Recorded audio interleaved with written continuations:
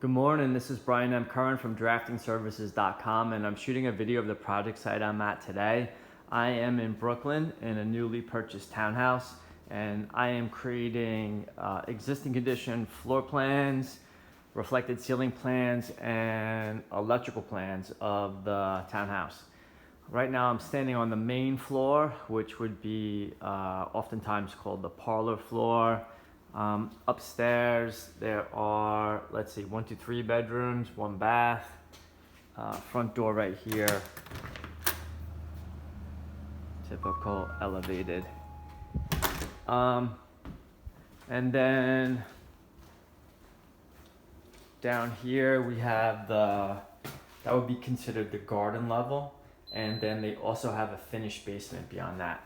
So this is what I'm working on today. I figured I'd show you around. Thank you for viewing my video, and if you're ever in need of existing condition drawings of a townhouse or a house in the city, in the Hamptons, upstate New York, Connecticut, New Jersey, please feel free to give me a ring anytime. Thank you for viewing my video and have a fantastic day.